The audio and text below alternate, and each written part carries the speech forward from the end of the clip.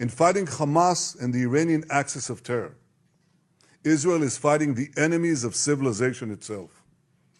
Victory over these enemies begins with moral clarity. It begins with knowing the difference between good and evil, between right and wrong. It means making a moral distinction between the deliberate murder of the innocent and the unintentional casualties that accompany every legitimate war, even the most just war. It means holding Hamas responsible for the double war crime it commits every day by deliberately targeting Israeli civilians while deliberately using Palestinian civilians as human shields. It means making clear that the use of human shields is not only an immoral tactic of terror, but also an ineffective one. Because as long as Hamas's use of Palestinian human shields result in the international community blaming Israel, Hamas will continue to use it as a tool of terror, and so will others. Hamas will continue to use the basements in Gaza's hospitals as the command posts of its vast terror tunnel network. It will continue to use mosques as fortified military positions and weapon depots. It will continue to steal fuel and humanitarian assistance from UN facilities.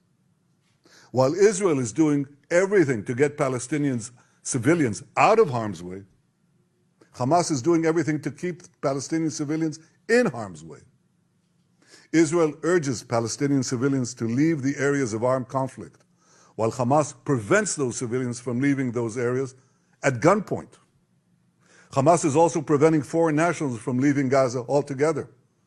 And most despicably, Hamas is holding over 200 Israeli hostages, including 33 children, holding them, terrorizing them, keeping them as hostages.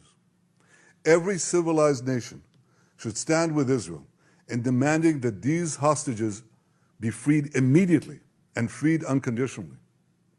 I want to make clear Israel's position regarding a ceasefire.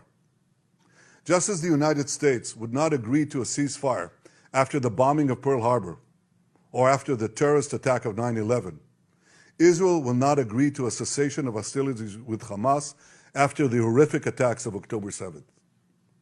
Calls for a ceasefire are calls for Israel to surrender to Hamas, to surrender to terrorism, to surrender to barbarism.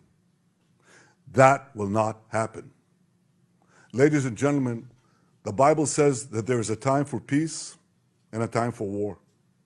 This is a time for a war for our common future.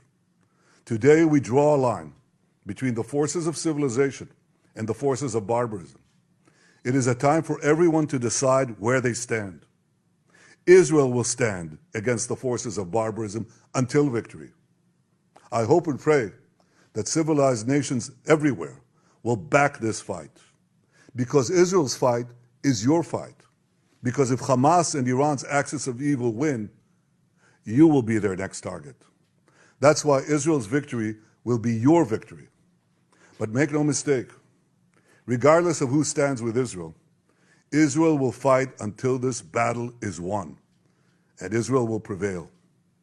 May God bless Israel, and may God bless all those who stand with Israel.